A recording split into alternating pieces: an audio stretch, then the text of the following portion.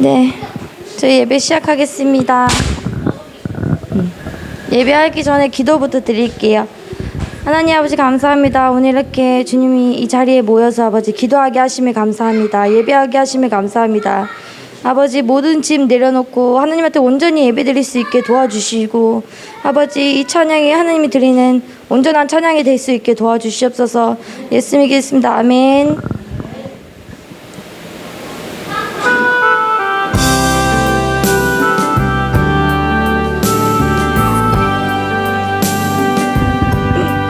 시작됐네.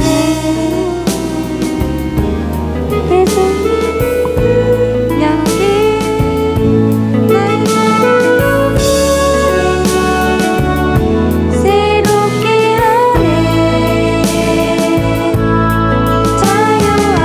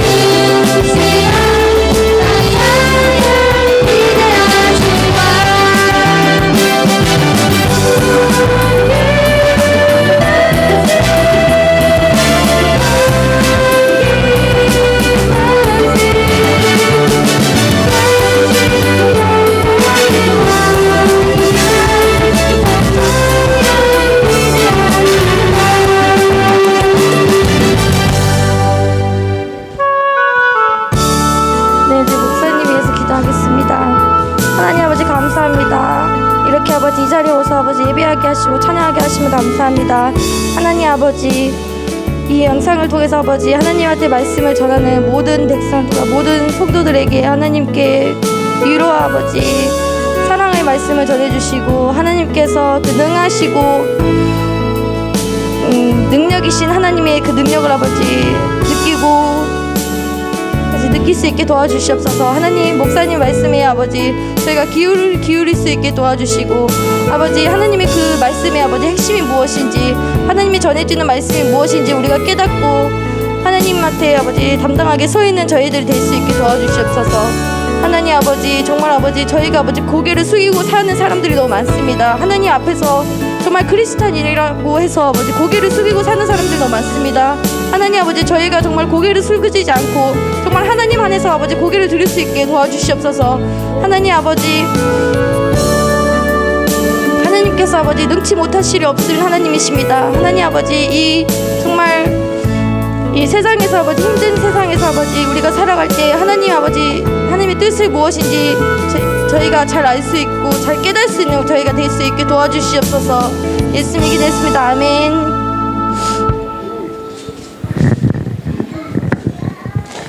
다 같이 사도신경 드림으로 수요 예배 하나님 앞에 드리도록 하겠습니다.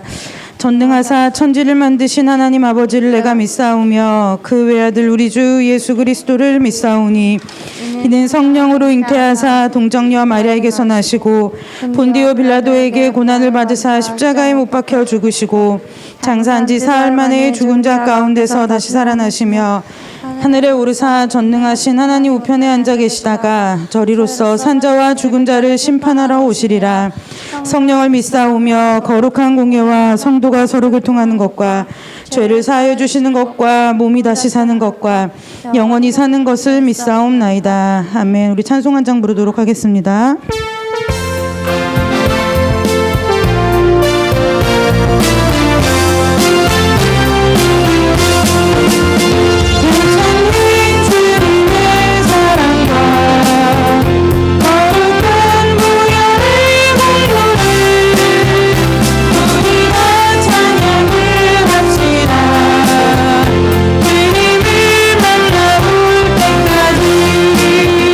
예수님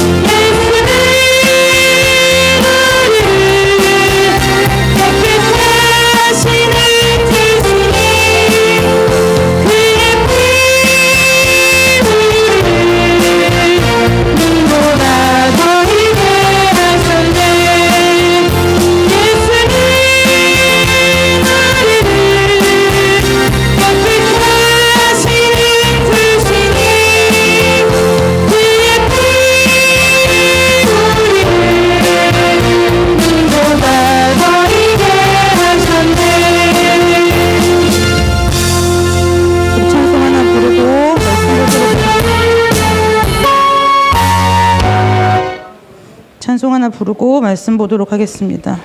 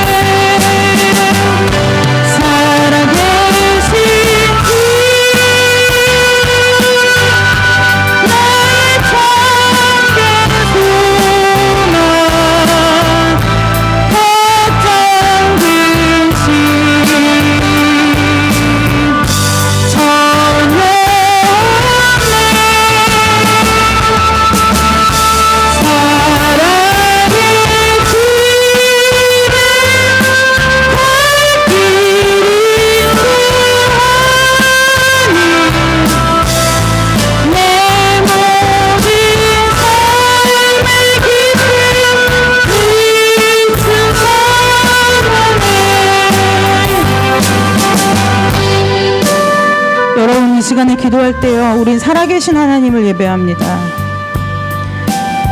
왜 하나님이 살아계시다는 것을 성경에 기록해 뒀냐면요, 하나님을 삶 속에서 인정하고 살으라는 거예요. 우리가 집에 장난감을 놓아두고 인형을 놓아두고 우리가 살면서 많은 도구들을 가지고 집에서 이제 삶을 살지요. 근데 우리가 그 도구를 쓸 때는 우리의 필요에 따라서 쓰지, 그거를 삶에서 내가 인정하면서 살진 않아요. 하나님이 살아계시다는 것은 하나님이 계속 내가 죽은 자의 하나님이 아니오 산 자의 하나님이라고 말씀하시는 이유는, 내가 어제나 오늘이나 영원토록 동일하다고 자꾸 말씀하시는 그 이유는 하나님이 살아있다고 말씀하시는 거예요. 얼마든지 저와 여러분의 삶을 다스리실 수 있고, 얼마든지 여러분과 저의 삶의 주인 되실 수 있고, 얼마든지 여러분과 저의 삶 가운데 개입하실 수 있고 인도하실 수 있는 능력이 있으시다는 거예요. 오늘 여러분 이 시간에 우리가 어떠한 모습으로 왔든지 어떠한 문제를 가지고 왔든지 그것이 중요한 게 아니라, 여러분이 예배하는 그 대상이 살아계신 하나님이라는 것이 이 시간에 여러분들의 삶 가운데 믿어지는 은혜가 있으시기를 주님의 이름으로 축복합니다. 그 살아계신 하나님 앞에 마음으로 기도하고 예배드 말씀 듣도록 하겠습니다. 같이 기도합니다. 하나님 아버지, 우리가 살아계신 하나님, 오늘도 내 삶의 주인 되시고 내 삶 가운데 역사하시고 내 삶을 인도하시기를 원하시는 그 살아계신 하나님의 앞에 예배하기를 간절히 원하오니, 아버지 이 시간에 이 예배 가운데 성령으로 임재하여 주사 하나님 아버지께서 예배를 받아주시고 하나님 아버지께서 예배를 통해 나타나시고자 하는 그 모든 하나님의 은혜와 역사가 이 시간에 하나도 남김없이 그대로 보여지도록 성령 하나님 우리의 마음의 문을 열어주옵소서. 아버지, 무엇을 가지고 무엇을 마음에 담고 이 시간에 이 자리에 나왔을지라도 살아계신 하나님 앞에 마음의 문을 열고 마음의 모든 짐을 다 내려놓고 오직 살아계신 하나님만을 바라보며 예배하는 우리 모두가 될 수 있도록 주님께서 축복하여 주시고, 아버지 이 시간에 우리 가운데 성령으로 기름 부으사 아버지 우리 가운데 있는 어두움이, 우리 가운데 있는 세상이, 우리 가운데 있는 망령된 생각이, 우리 가운데 있는 아버지의 교만한 모든 것들이 이 시간에 예수 그리스도의 이름으로 파하여지고 떠나가며 우리 성령의 것으로 체험하는 귀한 시간 될 수 있도록 주께서 역사하여 주시기를 간절히 원하오며, 거룩하고 존귀하신 예수 그리스도의 이름으로 감사하며 기도드리옵나이다. 아멘. 우리 오늘 함께 보실 하나님의 말씀은 구약성경 레위기서 11장 45절 말씀 한 절입니다. 레위기서 11장 45절 말씀 한 절만 보도록 하겠습니다.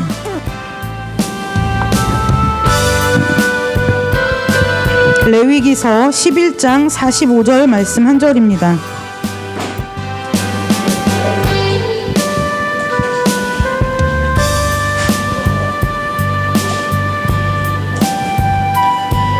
레위기서 11장 45절. 레위기서 11장 45절 말씀 다 찾으셨으면, 예유기서 제가 갖고 있는 성경이 구약성경 162페이지입니다. 레위기서 11장 45절 다 찾으셨으면 한 목소리로 합독해서 읽습니다. 나는 너희의 하나님이 되려고 너희를 애굽 땅에서 인도하여 낸 여호와라. 내가 거룩하니 너희도 거룩할지어다. 아멘. 잠깐 기도할까요? 하나님께서 우리의 하나님이 되시려고 우리를 애굽 땅에서 인도하여 내신 줄을 오늘 우리가 이 말씀을 통해 봅니다. 아버지, 우리의 삶이 애굽을 떠나 하나님께서 약속하신 가나안으로 들어가는 삶이 될 수 있도록 주님 축복하여 주시고, 아버지 우리의 삶이 하나님 앞에 거룩한 삶으로 구별되어 드려질 수 있도록 주님 축복하여 주시기를 간절히 원하오며, 거룩하고 존귀하신 예수님의 이름으로 감사하며 기도드리옵나이다. 아멘. 아까 찬양 부르고 잠깐 서두에 이렇게 얘기했죠. 여러분, 예수님을 왜 믿으시냐는 원초적인 질문을 지금 제가 여러분에게 한번 드려볼까요? 여러분, 예수님을 왜 믿으세요? 구원 답이죠. 구원 알아요. 근데 그 구원이 오늘 저와 여러분의 삶 가운데 무슨 효력이 있고, 무슨 은혜가 있고, 무슨 연관이 있고, 무슨 소망이, 구원이 여러분들의 삶에 있어서 무슨 소망이 됩니까? 잘 모르겠죠. 부활, 죽어야 뭐 부활도 죽을 날이라도 받아놨어야 부활이 의미가 있는 거지. 뭐 그렇게 살아보니 지금 내 코가 석잔데 부활이 뭔 소용이고, 지금 내 코가 석잔데 지금 구원이 뭔 의미가 있고, 그건 이미 옛날부터 들어와서 아는 건데 라는 생각을 우리가 어렵지 않게 아주 매우 자주 삶 가운데서 할 수가 있습니다. 그리고 또 한 가지 이제 또 질문을 해볼까요?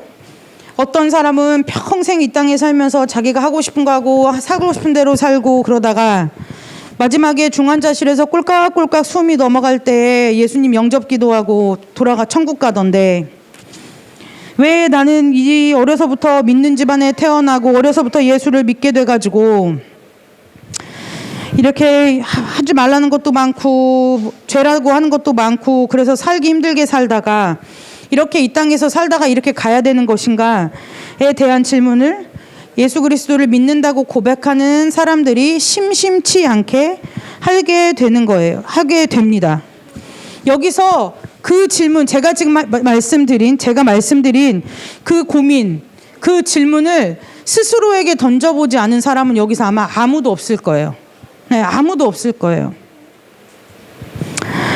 그런데 오늘 레위기서 11장, 저는 레위기서를 보면 예전엔 참 재미가 없었어요. 뭐 맨날 도축업자 할 것도 아닌데 이렇게 잡아라 저렇게 잡아라, 도무지 왜 이 얘기가 나오나. 그런데 레위기의 그 이 묘미는 뭐냐면 맨날 잡는 얘기만 하다가 한 번씩 하나님이 이렇게 반짝반짝 주시는 말씀들이 있어요. 오늘 레위기서 11장 45절이 굉장히 여러분들의 삶에 있어서 아주 유효한 효력이 있는 말씀이 되시기를 주님의 이름으로 축복합니다. 오늘 11장 45절에 보면은 하나님께서 저와 여러분을 애굽 땅에서, 저와 여러분을 세상에서 구별하여 부르신 이유가 분명히 나와 있어요. 그게 무엇이냐면 하나님이 저와 여러분을 구원하신다. 구원하신다. 그러니까 막 이게 원초적인 복음, 그러니까 복음의 기초에 따지면 죄와 사망으로부터 우리를 구원한다. 그거죠. 이 구원의 의미가 지금 오늘 무엇이냐면 레위기서 11장 45절에 나와 있는 말이 구원이라는 거예요. 구원의 정확한 뜻이 레위기서 11장 45절에 나와 있어요. 뭐라고요? 나는 너희의 하나님이 되려고 너희를 애굽 땅에서 인도하여 냈다 그랬어요. 하나님께서 마스크 먼지 때문에. 하나님께서 저와 여러분을 구원한 이유는 요한복음 3장 16절에 보면 하나님이 세상을 이처럼 사랑하다. 물론 저와 여러분을 사랑하시는 것 그것이지만 구원의 궁극의 목적은 뭐냐? 그러면 하나님이 저와 여러분이 죄 짓고 살으면 알아서 그냥 때 되면 죽여서 지옥 보내고, 그리고 그냥 우리가 뭐 그렇게 기도하는 거 안 들어주시고 그냥 하나님은 하나님대로 우리는 우리대로 그냥 살다가 그냥 끝 하면 아무 문제가 없잖아요. 문제가 다만 생기는 것은 우리에게만 생길 뿐이죠. 그런데 하나님께서 왜 우리에게 구원을 베푸셨냐? 그러면 이 레위기서 11장 45절에 뭐 하려고요? 우리의 하나님이 되시려고 우리를 구원하셨다는 거예요. 그래서 복음의 핵심은, 복음의 가장 원초적인 질문은 뭐냐면, 여러분들이 지금 내가 신앙이 잘 가고 있나? 신앙이 바른 신앙을 갖고 살고 있나? 내가 지금 믿음이 잘 서 있나? 내가 믿음을 잘 지키며 살아가고 있나라는 질문을 여러분 자신이 스스로에게 하실 때에 키포인트, 핵심이 되는 질문 중에 하나가 뭐냐면, 지금 내 삶 가운데 하나님이 나의 하나님이 되고 계신가? 이 질문을 여러분들이 스스로에게 던져보면 되는 거예요. 내가 일상을 살아가는 바쁜 삶 가운데, 내가 여러 가지 또 하나님 앞에서 소망하고 계획하는 그런 모든 일 가운데, 그 모든 삶의 작은 일에서 큰 일에 이르기까지 우리가 살아가는 삶이라는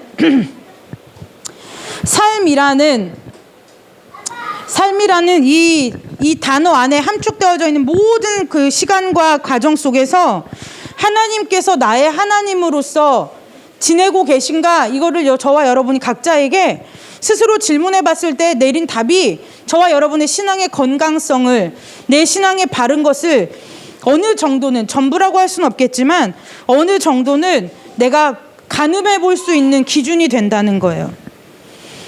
그래서 여기 레위기서 11장 45절 말씀에 보면 하나님께서 왜요? 우리를 애굽 땅에서 인도하셨대요. 성경에서 이때는 출애굽을 얘기하는 거겠지만 지금 저와 여러분의 삶에 이 말씀을 적용해 보자 한다면 저와 여러분을 세상 가운데서 구원하신, 세상 가운데서 우리를 인도하여 내신 이유가 뭐냐면 저와 여러분의 하나님이 되시기 위함이라는 거예요. 자, 그럼 이게 무슨 문제가 있을까요? 이게 왜 중요할까요? 이게 관계의 문제인 거예요. 관계. 이게 사람과 사람 사이에서도 이 관계의 문제가 굉장히 중요한데, 자, 이거 구원이요. 이 구원이 없는 사람과 이 구원이 없는 사람을 보면 아직 세상에 있는 믿지 않는 세상에 있는 사람을 보면은 첫 번째로 구원과 관계가 없지요. 구원과 관계가 없지요. 그러니까 하나님 뭐하러 믿냐? 왜 믿냐? 왜 교회가 그 모양이냐? 믿는 사람이 왜 그렇게 사냐? 이런 질문들을 던져가면서 아까 우리가 한나전도사가 기도한 것처럼 크리스찬이라고 얘기하지도 못하고 고개 숙이고 살아가는 곳이 어떻게 되냐면 세상이 되어버렸다는 거예요. 그래서 믿지 않는 사람들은 이게는 구원이 관계가 없어요. 구원하고는 관계가 없는 삶이라는 거예요. 그래서 그럼 이 관계가 중요하죠. 첫 번째로는 구원과 관계가 없어요. 두 번째로는 뭐냐면 하나님과의 관계가 없어요. 하나님과의 관계가 없기 때문에 하나님을 알아요. 그들도 예수님이 누군지 알아요. 왜 어떻게 태어났는지 알고, 크리스마스가 예수님 생일이라고 자기들이 막 얘기를 하고 예수님이 어떠한 일을 했다 이런 걸 다 대충 이게 상식으로 알아요. 하나님을 모르는 게 아니에요. 그런데 하나님과 관계는 없다는 거예요. 우리가 대통령이 누군지도 알고 선생님이 누구인지도 알고 하지만 이 관계의 문제가 중요하다는 거죠. 그런데 이 믿지 않는 사람들에게 있어서는 하나님과의 관계가 성립이 안 돼요. 하나님과의 관계가 성립이 안 되는 거예요. 그래서 이 하나님과 믿지 않는 사람과의 관계는 뭐냐면 믿지 않는 사람의 입장에서 보면 나와는 관계없는 신인 거고, 하나님 입장에서 보면 저들은 보면 어쨌든 엄밀히 말하면 구원의 대상이긴 하나 하나님과 그 사람들 사이에는 뭐밖에 성립이 안 돼요? 창조주와 피조물이라는 관계밖에는 성립이 안 되는 거예요. 네, 이해되시죠? 믿지 않는 사람은 구원하고 관계가 없어요. 그럼 이 구원이 무엇이냐? 구원이 뭐냐면 이 관계를 이어주는 거라는 거예요. 어떤 관계요? 이 하나님과의 깨어진 관계를 이어주는 것이 구원이라는 거죠. 근데 이 관계를 이어주려고 하는데 예를 들면 우리가 이런 거예요. 부부지간에 또 부모와 자식 간에 아니면 회사 동료들 간에 관계가 틀어지면 그냥 틀어지지 않아요. 여러 가지 사건도 있고 그 사건에 따른 각자 개인이 느끼는 감정들도 있고 뭔가 그 관계를 무너지고 어그러뜨리게 하는 여러 차례의 위기와 어떠한 문제들이 있었기 때문에 관계가 어그러지죠. 그래서 그 관계가 회복되려면 뭘 해야 되느냐면 용서를 해야 되는데, 용서라는 걸 해야 되는데 그 용서가 무엇이냐?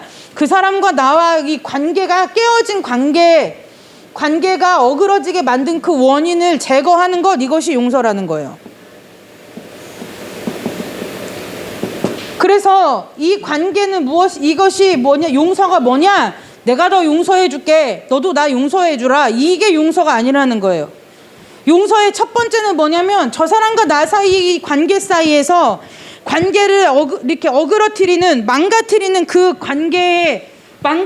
그 원인을 제거해 주는 것, 이것이 용서의 처음이라는 거예요. 그러면 그것이 무엇일까요? 처음에는 어떠한 일이나 어떠한 사건이 될 수 있어요. 그런데 이것이 이제 일과 사건이라는 이 사실은 시간이 지나면 점점 묻혀 지나가요. 근데 남아있는 건 뭐냐면 이 일과 사건에 따른 각자가 느낀 감정이 남아있을 뿐인 거죠. 그래서 치우는 건 무엇이 중요한 거예요? 이 관계를 어그러뜨리는 원인을 제거하는 것이 중요하기 때문에 내가 마음에 그것을 담아두고 내가 너 용서한다 그렇다고 해서 용서가 되어지는 게 아니라는 거예요. 예수님이 우리 보고 내가 너희 죄가 아무리 좋은 것 같고 너희의 죄가 아무리 진홍 같을지라도 내가 너희에게 죄를 묻지 않겠다 하신 그 이유가 뭐냐? 내가 너희에게 죄를 묻지 않겠다고 하신 그 이유가 뭐예요? 그 이유가 뭐예요? 하나님께서 저와 여러분과 하나님 사이에 가로막힌 관계, 하나님과 우리 사이에 막힌 담, 그 관계, 죄와 사망 때문에 막혀있는 그것을 하나님께서 뭐예요? 그 원인을 제거해 버리셨다고요. 어떻게 제거했어요? 누구를 통해서요? 예수님의 십자가의 죽음을 통해서 그 원인을 제거해 버린 거예요. 죄와 사망을 제거했다는 거예요. 그 원인을 제거했는데 어느 사람이 저와 여러분이 마찬가지죠. 아무리 미련하고 지혜가 없는 사람이라 할지라도 관계가 어그러져서 편한 사람이 여기서 어디 있겠어요? 아이들에도 그러죠. 아이들과 지금 주상이하고 저 담유리하고 있는데 쟤네들이 막 이렇게 투닥거려요. 그러면 왜 우리가 신경이 다 저기에 곤두서 있어요? 쟤네들 둘이 싸울까 봐요. 싸우고 다툴까 봐요. 심지어 아이들이 싸우고 다투는 것도 사람을 불편하게 만드는 일인데 우리가 세상을 살면서 관계가 어그러지면 얼마나 힘들고 불편하겠느냐는 거예요. 하나님과의 관계에서 가장 가로막힌 그것이 뭐냐면 죄와 사망이라는 거. 이것 때문에 하나님하고 우리하고 관계가 회복이 될래야 될 수가 없어요. 근데 이 죄와 사망을 이제 제거를 해야 되는데, 이걸 제해야 되는데 사람에게 죄와 사망을 제거할 힘과 권세와 능력이 있냐? 없다는 거예요. 이 능력이 없어요. 그럼 이제 뭐예요? 우리가 용서도 그렇죠. 마음이 넓고 마음 그릇이 큰 사람이 먼저 용서를 하듯이 이게 우리한테 능력이 없어요. 만약에 모르겠어요. 사람이 능력이 더 있었으면 사람이 했을지도 모르겠지만 어찌하든 간에 이 죄와 사망이라는 문제, 이 원인을 제거할 수 있는 능력은 사람에게 없는 거예요. 사람에게 없어요. 이게 마치 뭐랑 똑같냐면 제가 누구를 살인해 놓고서 제가 살인한 사람의 유가족들에게 내가 너 용서해 줄게, 이런 거랑 똑같은 거죠. 마치 사람이 죄와 사망의 권세를 걷어낼 수 있는 능력이 있다는 건 뭐냐면, 가해자가 피해자 유가족한테 한답시고 말을 한다고, 그래? 내가 너의 누구를 죽일만 해서 죽였어. 그러니까 내가 너 용서해 줄게, 이렇게 말하는 것과 똑같은 거예요.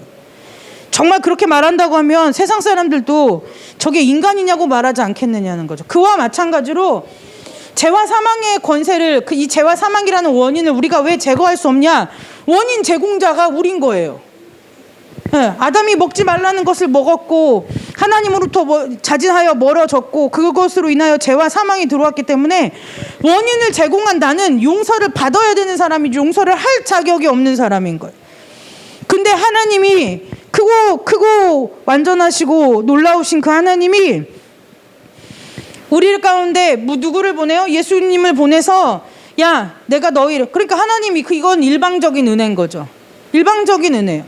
하나님이 예수 그리스도를 보니까 없어. 이걸 어떻게 치워서 회복을 해야 되겠는데 치울 사람이 없는 거예요. 그래서 누구를 만들어요? 예수님을 이 땅에 보내서 이 십자가의 죽음으로 말미암아 이 죄와 사망이라는 그 관계의 어그러짐의 원인이 되는 것을 뭐 해버린 거예요? 제거한 거예요. 그게 십자가의 용서의 시작이에요.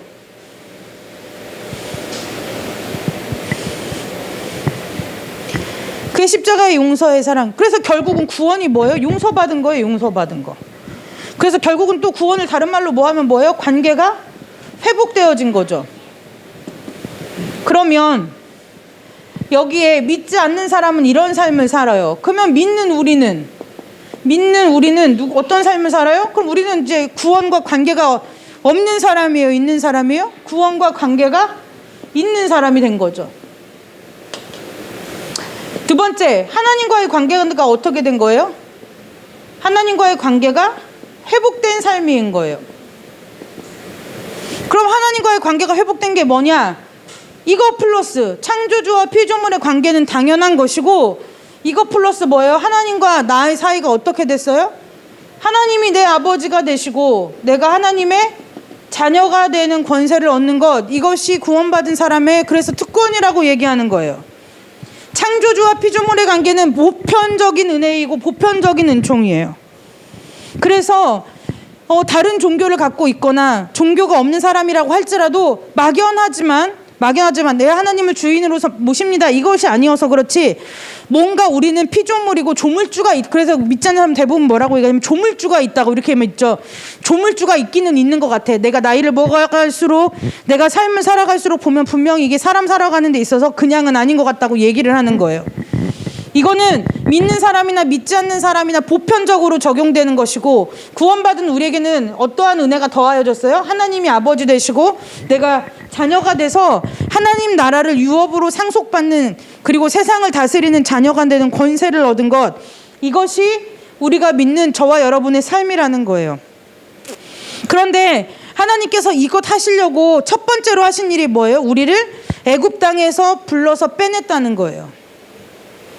그래서 계속 교회 오면 계속 말씀해 보면 세상 따라가지 마라, 세상 거 바라보지 마라, 세상 흉내 내지 마라, 세상 것에 마음 두지 마라, 세상 것에 마음 뺏기지 마라, 세상 것 가다 따라가다가 망한다, 주님 바라보고 돌이켜라라고 늘 내 귀에 딱지가 않게 잔소리같이 계속 얘기하는 이유가 무엇이냐면 뭐예요?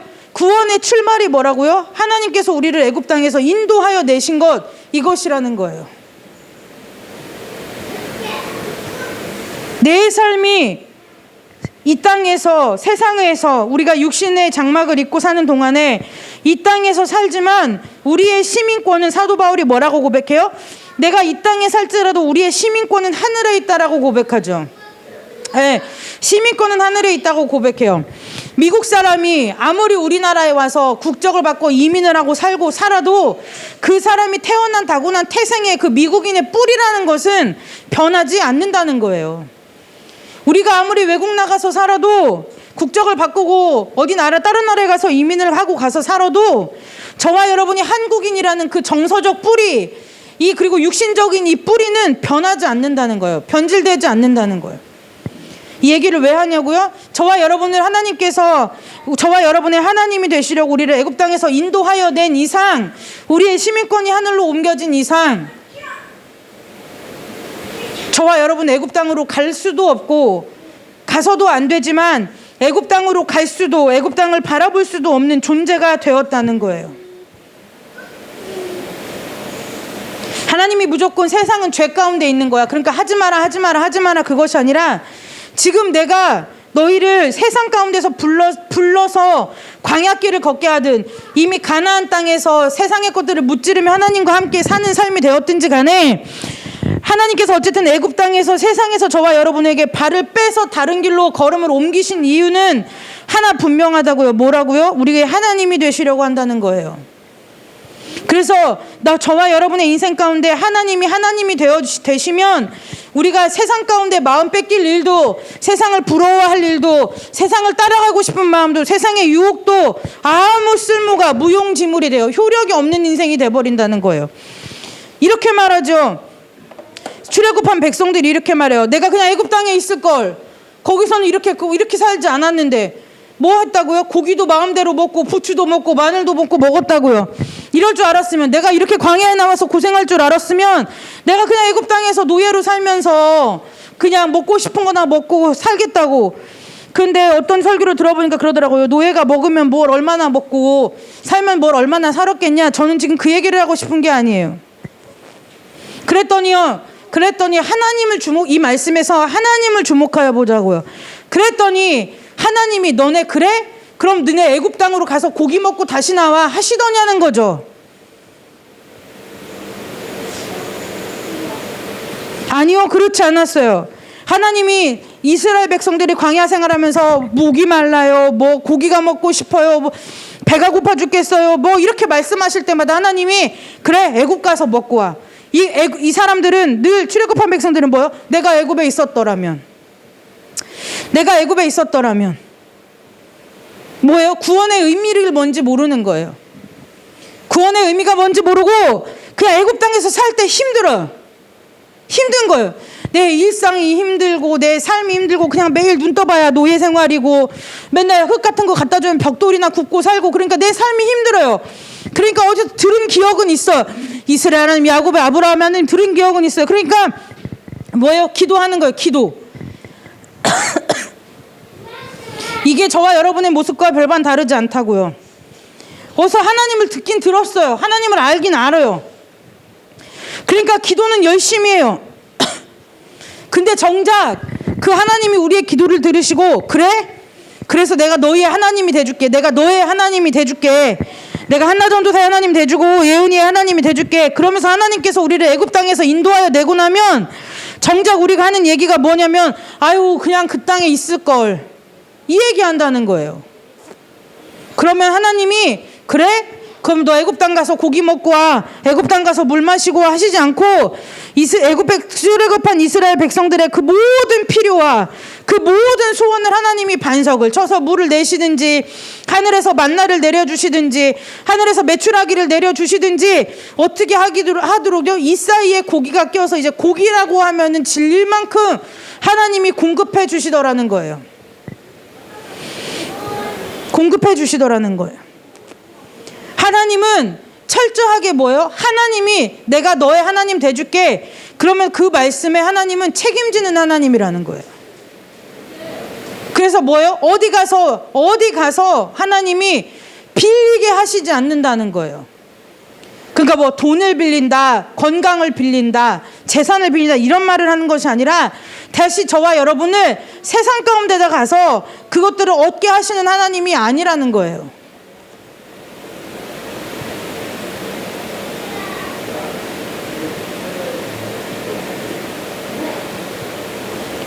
우리는 하나님을 믿는다고 얘기해요. 하나님이 나의 하나님이라고 얘기해요. 고백해요. 하나님만이 나의 힘이요, 하나님만이 나의 산성이고, 하나님만이 나의 방패라고 얘기해요. 그런데 우리가 그런 문제, 삶의 필요 앞에서, 그런 삶의 문제 앞에서 우리는 늘 무엇을 얘기해요?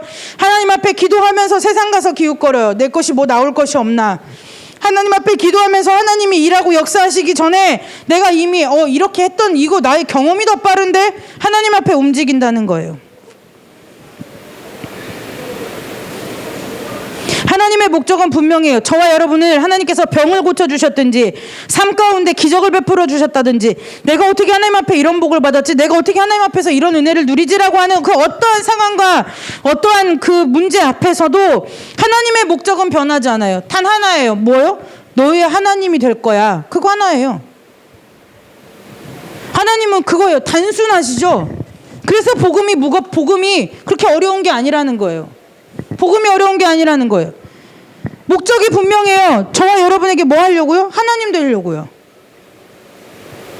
그런데 그 하나님 되려고 자꾸 하나님께서 우리를 구원하고 부르고 자녀 삼아주시고 우리의 기도를 들어주시고 응답해주시고 삶을 인도해주는데, 자꾸 우리가 뭐 하라고요? 애굽 땅에서와 같은 삶만 바라보고, 하나님 나는 왜 그렇게 못 살아요? 하나님 나는 왜 이래요? 나는 왜 맨날 이렇게 살아야 돼요? 라고 얘기한다면, 어느 것이 그것이 구원의 부르심에, 하나님의 그 부르심 앞에 합당한 삶이냐는 거예요. 거룩이라는 거는 성경책 끼고 경건하게 매일같이 말씀을 묵상하면서 모든 사람에게 권면해 줄 때 막 말씀을 이렇게 하면서 막 그런 게 것이 거룩이 아니라는 거예요. 여기서 보면 거룩이라는 단어도 분명하죠. 뭐예요? 하나님을 내 삶에서 나의 하나님으로 삼고 사는 삶, 그것이 거룩이라는 거예요. 그래서 이 거룩함은 무엇과 연결되냐면 여호와 앞에 성결한 삶이라고 바꿔 얘기해도 별로 무리가 없어요. 이 거룩하다, 내가 거룩하다, 이 뜻은 내가 거룩하다, 그러니까 막 하나님이 무슨 막 큰 영광 중에 나타나셔가지고 막 도포자락 같은 자락을 휘날리면서 영광의 광채를 입은, 이게 거룩이 아니고, 그게 거룩이 아니고, 하나님은 뭐예요? 나 너의 하나님 되기로 작정했어, 결심했어. 그러면 뭐예요? 좌우 앞뒤 안 보고 뭐만 하신다고요? 나는 너의 하나님이 될 거야, 이 일에만 매진하신다는 거예요. 그래서 나는 너에게만 관심 있어, 나는 너의 삶에 관심 있어, 나는 네가 하는 모든 일에 관심 있어. 그것이 거룩이라는 거예요. 그래서 하나님께서 우리 보고 너희도 거룩해라, 그러니까 11조 잘 드리고 뭐 선교하고 구제하고 헌신하고 예배 빠지지 않고, 물론 이것도 맞아요. 그런데 그것이 먼저가 아니라는 거예요. 마음 없이 드리는 그것이 먼저가 아니라, 하나님 앞에 하나님이 나의 삶에 들어오셔서 나의 하나님 되듯이 나도 하나님에게 있어서 유일한 자녀란 말이에요.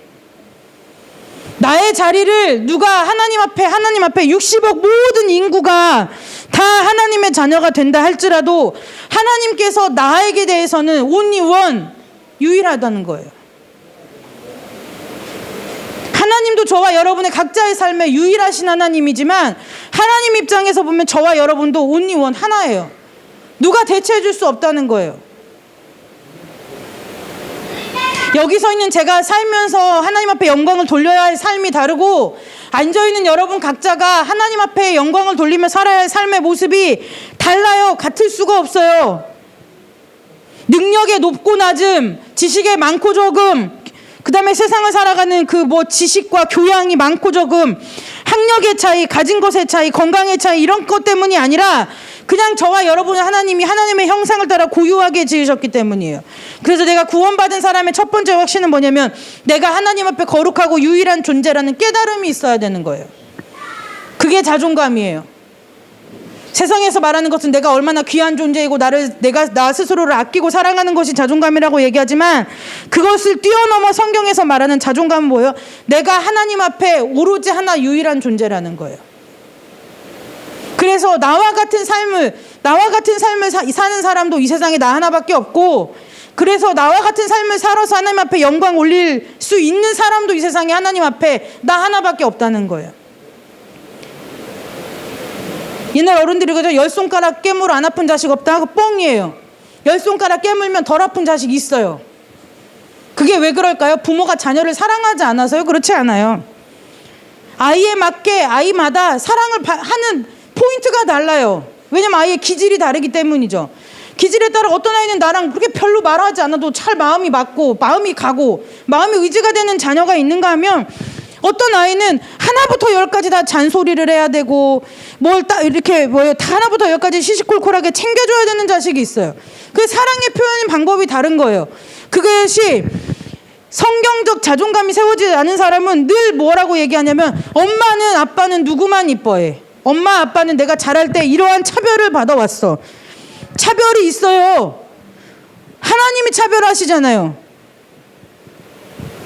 믿지 않는 자녀와 믿는 우리와 사이에 이 하나님 아버지와 자녀되는 권세라는 이 큰 차이가 있잖아요. 다 차이가 있잖아요. 그러면 당연한 거예요. 차이가 다 이 세상에 살면서 존재하는 거예요. 이게 성경적 복음인지 이게 세상에서 흘러들어온 이 학문인지 이 개념이 안 서 있으니까 그냥 우리도 세상 거 따라가면서 내가 이렇게 살면 안 되는 거 아니야? 자꾸 이러는데 우리의 삶의 기준은 말씀 하나밖에 없다는 것을 기억하시기를 주님의 이름으로 축복합니다. 네, 그래서 여러분 하나 기억하세요. 하나님도 우리에게 한 분뿐이시지만 하나님에게 있어서도 저와 여러분 각자는 한 명밖에 없어요. 그래서 여러분들에게 왜 예배 자리에 나오는 것을 자꾸 권해요? 우리가 각자 여기서 여러 명이 예배를 이렇게 10명 남짓하게 드리지만 저와 여러분 각자를 통해서 여러분들이 오늘 제가 같은 말씀을 저도 듣고 여러분도 들어요. 은혜 받는 포인트가 다 달라요. 아, 내가 이 말씀을 붙들고 하나님 앞에 살아가야겠구나라고 하는 붙잡는 말씀이 다 달라요. 그래서 하나님 앞에 영광 돌려드릴 그 영광의 색이 다양해요. 다 달라요. 그래서 믿음은 누구를 따라갈 것도 누구를 바라볼 것도 누구를 부러워할 것이 아니라 그 부러워하고 바라보고 따라가고 싶은 그 욕망이 생길 그 시간에 내가 정말 내 삶 가운데 내 하나님을 하나님으로 여기고 모시고 살고 있는가를 자꾸 질문하면서 내 자신을 삼가서 하나님 앞에 더 가까이 나아가는 일을 하는 것, 그것이 진짜 믿음이라는 거예요. 그래서 간증이 도움이 안 된다고 얘기하는 거예요. 왜요? 그분은 그렇게 은혜 받은 거예요. 하나님 그렇게 인도해요. 그런데 나는 그렇게 인도 안 받지 않을 수 있어요. 그래서 그게 안 통한다는 거예요. 내가 이렇게 해봤더니 저분이 저렇게 해봤다고 해서 나한테 그 은혜가 오냐? 안 와요. 그러면 또 뭐라고요? 믿음이 적다고 가르쳐요. 그 믿음이 적고 많음을 누가 판단하냐고요. 여기서는 제가 여러분의 믿음의 적고 많음을 판단할 수 있을까요? 판단은 할 수 있겠죠. 눈에 띄는 거 가지고. 그러나 그 판단이 정확할까요? 정확하지도 않을 뿐더러 그 믿음을 판단할 수 있는 권한이 여기서 있는 저에게는 없어요. 제게는 없어요. 그게 거룩이라는 거예요. 온리원, 서로에게 온리원. 부부간에도 그렇지 않아요? 부부간에도 그렇지 않겠어요? 막 내가 여기서 이제 저는 여자니까 여기서 제가 저희 목사님도 좋고 제 옆집 사는 어떤 남자도 좋고 뒷집 사는 누구도 괜찮아 보이고 앞집 사는 누구도 괜찮아 보이고 그럼 그게 온리 원이냐고요. 그게 온리 원이냐고요. 제가 이렇게 말해요. 예전에 그 태양의 후예인가 뭐 이런 게 한참 있을 때 요즘 이제 저희 소율이가 방탄을 좋아하니까 엄마 누구 잘생기지 않았어? 자꾸 이렇게 사단의 유혹같이 저한테 물어봐요. 어? 엄마 누구 잘생기지 않았어? 막 이렇게 물어봐요. 그러면 제가 정신을 바짝 차리고 이렇게 얘기해요. 아빠보단 아니야. 그런데 여러분 그러면 소율이가 막 이래요. 오그라든대요. 제가 그러겠죠? 이게 정상이야. 제가 그랬어요. 엄마가 결혼 전에는 할아버지가 제일 잘생긴 줄 알았어. 아빠를 만나고 좀 바뀌어가지고 소유권이 바뀌어서 이제 아빠가 잘생겨 보이는 거야. 제가 이제 이렇게 얘기를 해요. 이제 이렇게 얘기를 했어요. 그다음에 이제 소율이가 묻죠. 담유리는 아무리 담유리가 잘생기고 이뻐도 이쁜 건 이쁜 건데 아빠만큼은 아니야. 제가 그러죠. 이게 온리 원이라는 거예요. 그러니까 여러분들이 이해하기 쉽게 얘기를 이제 실예를 들으려고 얘기하는 거예요. 서로 간의 관계 가운데 힘듦이 있죠. 어려움이 오지요. 서로 다툴 때도 있죠. 의견이 다를 때도 있죠. 그렇다고 해서 내가 저거 갈아치워버릴까라는 생각이 안 드는 게 온리 원이라는 거예요. 하나님이 때로는 저와 여러분이 속 상하게 할 때도 있겠죠. 하나님의 뜻을 모르고 그냥 철망지축 어린아이같이 그렇게 철부지 어린아이와 같이 그렇게 하는 일이 뭐 하루에 한두 번이겠어요? 저와 여러분이 살아가는 삶에 있어서 이제 좀 서서 잘 가나 싶으면 또 넘어지고 또 넘어지면은 좀 이제 얼른 툭툭 털 하나님 마음 같아서는 툭툭 털고 일어나서 좀 그게 갔으면 좋겠는데 앉아서 뭉개고 있고 그게 한두 번이겠냐고요. 그럼에도 불구하고 하나님이 계속해서 저와 여러분에게 말씀하시는 것만 넌 나에게 유일한 존재야 이 얘기 하시는 거라는 거예요. 그래서 거룩은 흉내낼 수가 없는 거예요. 여러분 거룩은 흉내낼 수가 없어요. 이 거룩이라는 건 막 내가 거룩해져야지 내가 성결한 삶을 살아야지 그래서 내가 막 삼가고 막 입술도 지키고 마음도 지키고 여러분들이 뭔 재주로 입술과 마음을 지켜요. 여러분 기억하세요. 여러분과 저를 구원하신 하나님의 목적은 딱 한 가지라고요. 뭐라고요? 네 하나님 되려고 이거 하나예요. 그래서 오늘 저와 여러분이 믿고 믿고 따라서 같이 산다고 하는 그 하나님이 지금 여러분 각자 자신에게 여러분들이 물어보세요. 성령 안에서 물어보세요. 내 하나님을 믿고 살아가는가? 남의 하나님을 내 하나님처럼 여기고 살아가는가?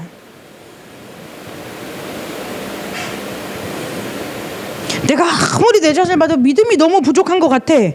그러면요 뭐 해야 되는 거예요? 저 사람의 믿음을 보고 저 사람의 믿음을 따라가려고 하지 말고 하나님한테 믿음 내놓으라고 하나님하고 씨름해야 된다는 거예요. 내가 하나님한테 씨름해야 된다는 거예요.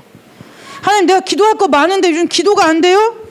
그러면은 기도 많이 하는 사람한테 가서 기도받는 것이 아니라 내가 하나님 앞에 뭐예요? 기도에 씨름을 해야 되는 거예요. 거저가 어딨어요? 여러분 보세요. 하나님 나라를 내가 유업으로 상속받을 사람이에요. 에? 유업으로 상속받을 사람이에요. 하나님이 내 아버지래요. 그럼 우리가 이렇게 연약한 부모 밑에 태어난 우리도 가끔 제가 그 생각해요. 주상이나 은상이나 주하나 우리 교회 아이들 이렇게 보면 그 생각 들어요. 참 쟤네들도 딱하다 그 생각이 들어요. 우리 소율이 담유리도 마찬가지. 왜요? 어떻게 이런 부모를 만나가지고 이렇게 고생들을 하는지. 에? 그 고생을 하는데 애들이 딱할 때가 있어요. 딱할 때가 있죠. 이게 안쓰러울 때가 있죠. 너도 처음 나도 처음 너와 내가 왜 만나서 이렇게 서로 지지고 볶고하며 사는지 모르겠다. 앞에 둘은 지금 도무지 뭔 얘기하는지 알 수 없지만 저 뒤에 은혜 집사는 격하게 공감하잖아요. 이제 얼른 가서들 키워봐요. 그럼 알아. 그런데 그래도 우리가 부모라고 자식 어디 나가서 싫은 소리 안 듣고 어디 나가서 그래도 조금 사회에 기여하고 기여는 둘째치고 어디 가서 좀 예쁨 받고 귀하게 여김 받고 그렇게 하고 싶어 갖고 이 못난 부모들이 뭐예요? 닥달을 하는 거예요. 자식들을 잡는 거예요. 잡어. 이렇게 하지 마라 저렇게 하지 마라 뭐 하지 마라. 그리고 어떤 박사님이 그러더라고요. 한국 부모들이 자식한테 하지 마라 소리 절반만 줄여도 아이들이 건강하게 자란대요. 근데요 여러분 이렇게 죄 날 때부터 죄인인 부모도 자식을 기를 때 그런 마음으로 길러요. 가정 교육이라는 걸 시키잖아요. 교육을 시킨다고요. 근데 우리가 하나님이 내 아버지 되시고 우리가 하나님의 자녀가 됐는데 하나님이 우리를 가르치시지 않겠느냐는 거예요. 하나님이 우리가 이 세상에서 육신장막 있고 여러분 60년, 70년, 80년, 40년 사는 게 그 보통 일이 아니에요. 여러분이 벌써 나이가요. 세상을 살면서 60, 70, 80, 40, 50, 30. 예은이 있으니까 20도 또 해야겠네. 20. 우리 소율이 있으니까 10대. 뭐 지금 우리 어린 은상이. 쟤도요. 그 뱃속에서 그게 보통 힘든 일이 아니라니까요. 그럼 뱃속에 있으면 뭐 누가 꺼내줘요? 엄마 뱃속에서 나올 때부터 이게 인생의 고집의 시작이라고요. 그렇게 해서 하루의 세월이 쌓여서 그게 5년이 되고 10년이 되고 20년이 되고 30년, 40년. 이게요. 쉬운 일이 아니에요. 보통 일이 아니라고요. 그런데 하나님이 한 생명을 부모의 그 몸속에 넣어서 잉태시켜서 10달을 품고 있다가 해산해서 이 땅에서 그것도 어디로 보내는 거예요?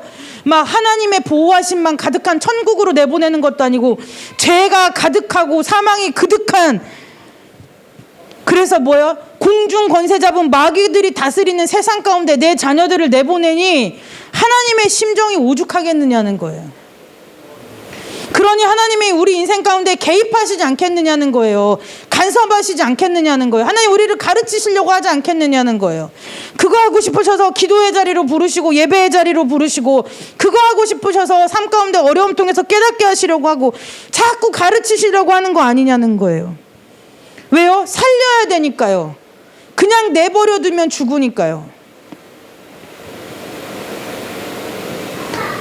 연약한 육신의 부모도 자녀를 바르게 키우고 자녀를 건강하게 키우기 위해서 내가 힘쓰고 애써서 수고해서 번 모든 돈을 아낌없이 내 젊음을 다 바쳐서 자녀에게 쏟는데 세상에 하물며 그 완전하신 하나님이 저와 여러분을 자녀 삼아 주신 다음에 그냥 방치해 두겠냐는 거예요. 학대하는 부모처럼 놔두겠냐는 거예요. 얼마나 간섭할 게 많겠어요. 너 그렇게 가면 죽어. 너 그렇게 하면 큰일 나. 너 그렇게 하면 나하고 떨어지는 거야. 저희 담임 때만한 아이들한테 엄마 아들이 제일 많이 하는 소리 엄마 너 나가면 엄마 손잡아. 왜 그러냐고요. 떨어지면 위험하니까. 무슨 일이 일어날지 모르니까요. 이게 하나님하고 부대끼면서 사는 거라고요. 여러분의 삶에 자꾸 간섭해요? 개입해요? 왜 그럴까요? 하나님이 되시니까요. 저와 여러분의 삶에 뭐가 되니까요? 하나님이시니까요. 저의 하나님이고 여러분 각자의 하나님이시니까 자꾸 여러분들의 삶에 개입하신다고요. 간섭하신다고요. 그러니 왜 기도해요? 내가 기도해서 응답받아야지. 내가 기도해서 소원 이루어야지. 내가 기도해갖고 이번에 하나님 앞에 작정 기도해가지고 내가 이 문제 해결받아야지. 거기서 그것이 나쁘다는 게 아니에요. 그 부모님으로서 해줄 수 있어요. 아버지로서 하나님 해줄 수 있어요. 근데 문제는 뭐냐면 이놈의 자식들이 뭐랑 똑같아요? 돌아온 탕자 마냥 아버지 마음은 헤아리지도 못하고 자꾸 뭐예요? 아버지 재산만 탐내는 거예요. 예? 아버지의 능력만 탐내는 거예요. 그래서 매일 뭐예요? 아버지의 마음은 뭔지도 모르고 맨날 무슨 일만 있으면 달려가서 아버지 이거 해주세요. 아버지 저거 해주세요. 이제 이것까지는 해요. 근데 뭐냐면 아버지가 그걸 왜 해주는지까지는 못 보는 거예요. 그게 어떤 사람이냐? 구원받았다 얘기하지만 하나님이 되지 못한 인생들이 그렇게 산다고요. 그래서 우리의 신앙은 자라고 성장하고 성숙해야 된다는 거예요. 어린아이 때는 왜 해주는지도 모르고 받지요. 에? 엄마가 왜 잠도 못 자가면서 젖을 먹여주고 기저귀를 갈아주고 하는지 몰라요. 근데 받아요. 그래서 어릴 때는 뭐예요? 무조건 떼 쓰는 거예요. 이것을 엄마가 해줄 능력이 있는지 뭐 이런 거 상관없어요. 뭐만 해서 내가 갖고 싶으면 내가 얻고 싶으면 무조건 해서 어떻게든 얻어내죠. 근데 그 자녀도 점점 자라면 부모에게 서툰 글씨로 엄마 아빠 낳아줘서 고맙습니다라는 카드도 써오고 뭐 길 가다가 돌멩이 하나 주워갖고 와가지고 엄마 선물이라고 하고 이렇게 하는 것처럼 성장하고 신앙이 성숙해야 되는데 하나님이 하나님 된 인생이야 못 되면 그 하나님을 내 삶의 도구쯤으로 여기는 어린아이와 같은 신앙이면 하나님이 내 삶에 간섭하는 것은 이유도 모르고 그냥 막연히 싫고 그냥 뭐만 해줬으면 좋은 인생이 되는 거예요. 문제만 해결하면 좋은 문제만 해결하면 내 소원만 이루어주면 고마운 인생이 되는 거예요. 여러분, 말씀 마무리합니다. 목적이 분명해요. 저와 여러분 구원받았잖아요. 구원받았으면 이제 하나님이 뭐 하시는 거예요? 저와 여러분의 삶에 하나님 되시기로 작정하신 거예요. 그래서 저와 여러분이 왜 뭐하러 기도하라고 그래요? 하나님이 여러분들을 인도해 주실 거니까요. 하나님이 여러분들에게서 삶의 답을 갖고 있으니까요. 여러분은 하나님 어떻게 인도하실지 답을 하나님이 갖고 있으니까요. 그게 거룩한 삶이라는 거예요. 내가 성경을 몇 독하고 말씀을 몇 구절을 암송하고 내가 40일에 작정을 몇 번 하고 금식을 몇 번 하고 이게 거룩이 아니라 삶의 모든 가운데 하나님의 섭리를, 하나님의 주권과 하나님의 것을 인정하고 사는 삶이 거룩한 삶이라는 거예요. 여러분, 저와 여러분의 삶 가운데 하나님이 하나님 되는 은혜가 있으시기를 주님의 이름으로 축복합니다. 하나님이 유일한 하나님이시듯 하나님께서 저와 여러분의 바라보실 때도 유일한 존재라는 것을 기억하고 사는 삶, 그것이 거룩임을 기억하시고 하나님 앞에 거룩하고 성결하게 구별된 삶을 사는 여러분들 되시기를 주님의 이름으로 축복합니다. 기도하겠습니다. 하나님과 같이 저와 여러분의 삶에 하나님을 닮아가는 하나님의 마음을 품는 삶이 될 수 있도록 주님 축복하여 주시옵소서. 우리가 하나님께서 우리에 대하여 말씀하신 것과 마찬가지로 그 말씀 그대로 하나님 우리가 거룩하게 살아가는 인생 될 수 있도록 주님 축복하여 주시옵소서. 하나님께서 우리의 삶에 간섭하시고 개입하시고 인도하실 때에 그 인도함을 감사하며 은혜로 따를 수 있는 믿음을 허락하여 주시기를 간절히 원하오며 거룩하고 존귀하신 예수 그리스도의 이름으로 감사하며 기도드리옵나이다. 아멘. 우리 찬송하나 기도하는 마음으로 부르고 주기도문으로 예배 마치도록 하겠습니다.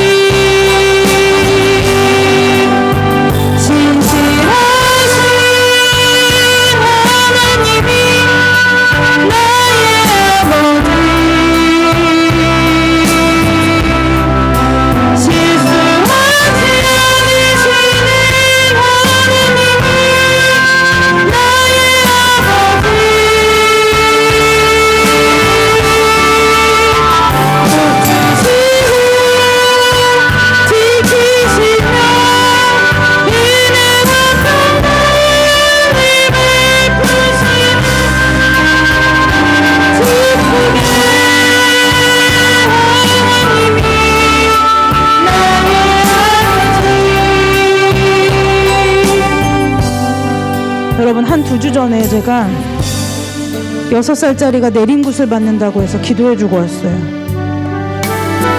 네? 6살이면 주상이보다 어리죠. 애가 밤마다 목을 본대요. 그래가지고 갑작스레 이제 누구 소개로 갔더니요, 저를 보는데 병원 주차장에서 만났는데 애가 철퍽떡 하고 앉더니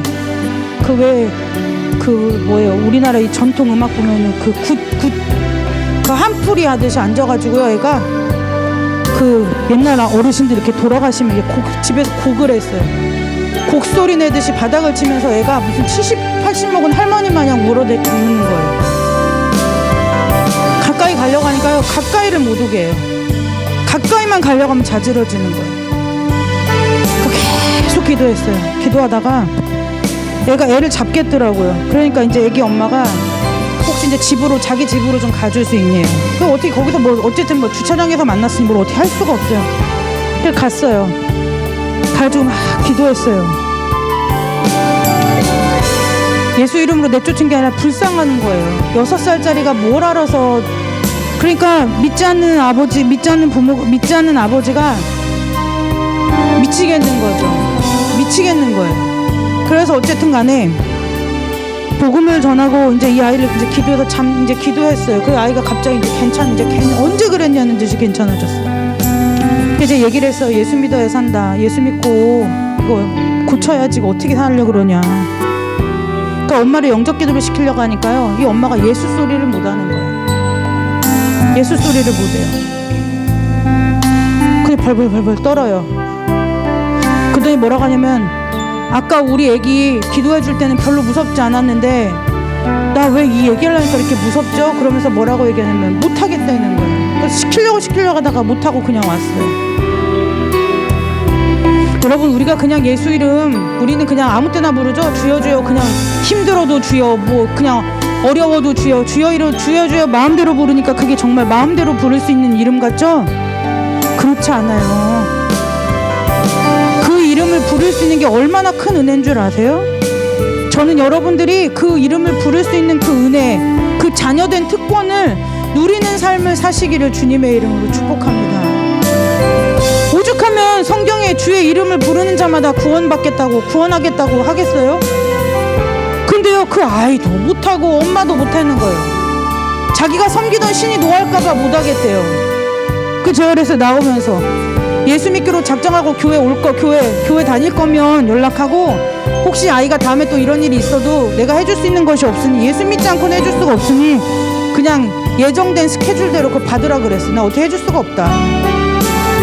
내 능력이 아니고 당신들이 하나님이 구원시키려고 부르시는 것 같은데, 이 구원에 부르심에 당신들이 응답하지 않으면 이건 사람이 해줄 수 있는 문제가 아니다. 기도하라 그랬어요.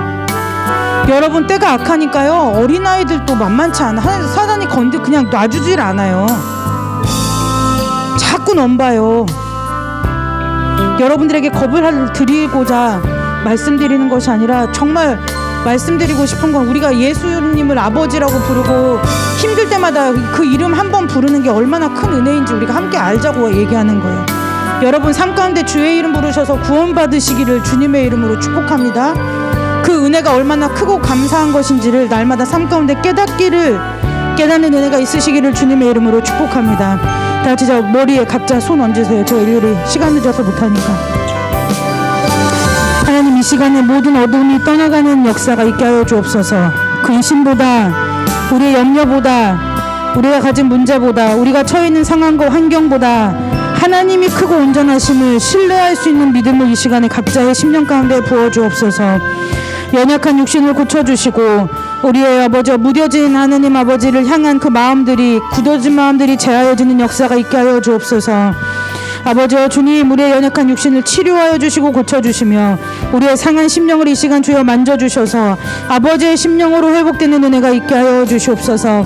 사단이 우리를 무너뜨리려고 할 때에 예수 이름 불러 내쫓을 수 있는 은혜를 주시고, 아버지 하나님, 우리 귀한 어린 자녀들이 있습니다. 하나님 아버지, 이제 제일 어린 이제 주님 아버지 선영이에서부터 하나님 우리 소유리에 이르기까지, 하나님 이 가정에, 이 각 가정에 교회에 주신 귀한 어린 아이들 일일이 하나님 아버지 이름을 물을 수 없사오나, 주님께서 이미 알고 계시는 줄로 믿사오니 어려서부터 하나님을 경외하며 하나님을 믿으며 하나님을 의지하는 자녀들로 자랄 수 있도록 주님 축복하여 주시고 거룩하게 구별하여 주옵소서. 하나님 우리의 가문을 축복하여 주시고 자녀와 자손들을 축복하여 주셔서 저들의 삶이 거룩한 삶이 되게 하시고 저들이 손으로 하는 모든 일들이 저들이 마음으로 하는 생각이 입으로 하는 모든 고백이 하나님 앞에 아름다운 찬양이 될 수 있도록 주님 저들을 축복하여 주시기를 간절히 원하오며 거룩하고 존귀하신 예수 그리스도의 이름으로 감사하며 기도드리옵나이다. 아멘. 하나님께 영광의 박수 올리고 예배 마칩니다.